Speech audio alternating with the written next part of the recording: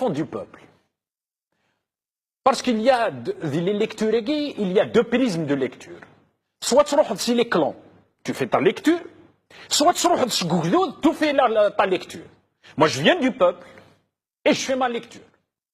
Ce peuple qui est menacé à 95% à la paupérisation. Ce peuple, aujourd'hui, qu'on veut introduire, malgré lui, dans la cocaïne, c'est-à-dire par la clochardisation. Ce peuple auquel on a spolié plus de 1000 milliards. Ce peuple dont aujourd'hui 35% sont au chômage. Ce peuple aujourd'hui dont 7 millions de retraités vivent sous le seuil de pauvreté.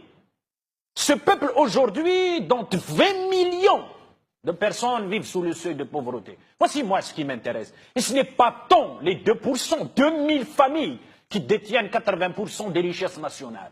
Cela, dont d'ailleurs, je pose une autre question, comme tout à l'heure j'en avais posé une à Gaïd Salah, me semble-t-il. Je pose une autre question par l'intermédiaire de cette tribune à l'Hamel. Monsieur le Hamel, et ça je le dis, vous savez, la dignité et l'honneur ne s'achètent pas comme on achète une baguette. La dignité et l'honneur ne s'achètent pas comme on achète du bédou, c'est-à-dire il kiffe. La dignité et l'honneur ne s'achètent pas comme on achète de la drogue. La dignité et l'honneur ne se font pas aussi, ne se construisent pas par des menaces, en disant on va exhiber des dossiers. De l'autre côté, non pas en jouant de lutte clanique, mais en restituant ce pays à ses enfants. C'est en disant voici ce que nous avons fait. Et cette question, c'est quoi? Que se passe-t-il dans la ville d'Oran, monsieur Le Hamel? Est-il vrai? Vous avez la même mise sur les restaurants, les affaires et combien de jeunes dans cette ville qui sont au chômage? Quand j'entends Zour, le wali d'Alger, dire il ne faut pas que notre jeunesse parte à l'étranger, j'ai répondu sur les réseaux sociaux en lui disant non seulement donnez-moi les moyens de vos enfants, je reviens au pays, mais où sont ces enfants? Et les enfants de cette nomenclature et les enfants du régime. Ce qui nous intéresse aujourd'hui, il est vrai que ça c'est une déclaration de guerre contre le pays, contre la patrie et contre le peuple. Mais dans tout ça, que gagnera le peuple de ces luttes claniques?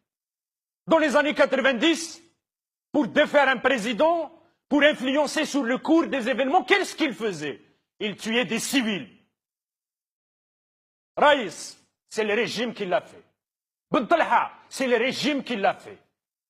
Matoub Younes, c'est le régime qui l'a fait.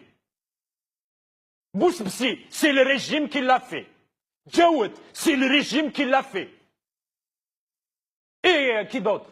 Chani, c'est le régime qui l'a fait. N'ayons pas peur. N'ayons pas peur. Nous aimons la vie. Pas comme ceux qui disent nous voulons la mort. Nous aimons la vie. Nous voulons bâtir cette vie. Mais notre vie est différente de la leur. Et venir devant des caméras de télé, dire quoi? Qu'il n'y a pas que moi qui est corrompu, vous êtes tous corrompus. Et le courage, monsieur le Hamel, de brandir les dossiers. Et le courage, monsieur le Gaïd Salah, d'y aller au bout de votre idée. Et le courage, monsieur Bouteflika, si vous êtes capable. Le courage ne s'achète pas comme un journal, ne s'achète pas comme une baguette, le courage. Le courage, c'est une construction. Ce n'est pas tout le monde qui peut avoir le courage d'un sacrifice suprême comme à Ben Ramadan, Kirim Belkacem, Hussein Hamed et tant d'autres. Et ce courage aujourd'hui, ce n'est pas ceux qui ont spolié les affaires du pays qui vont l'avoir. Je suis en colère, oui, une colère saine, oui. Je suis sur un plateau et je postulonne et pourquoi? Parce que ça, c'est une déclaration de guerre contre le peuple et contre la patrie. Et ce pays ne leur appartient pas. C'est pour cette raison, nous mettons en garde, et ça c'est très dangereux, nous mettons en garde la présidence, le commandement militaire, le Moukhabarat et ce qui reste des sanguinaires du DRS.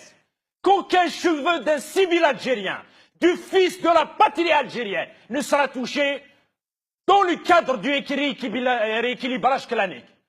Vous voulez vous entretuer, entretuez-vous. Mais le peuple n'a rien à voir dans ces histoires. Ce n'est pas le peuple qui profite des appartements que vous avez dans les plus grandes capitales, aux Champs-Élysées, à New York et dans d'autres capitales. Ce n'est pas le peuple qui profite de ça. Le peuple, il vit la misère. Et en plus de ça, les médecins, les enseignants et toutes les corporations sont pour autant faire dans le corporatisme, ne souhaitant qu'un jour, il y aura la convergence de lutte. Quand ils sortent dans la rue, on leur sort la police ou la gendarmerie ou l'armée pour les tabasser. Voici ce qui se passe dans le pays. Et aujourd'hui, le peuple, il dit une chose. Il y en a marre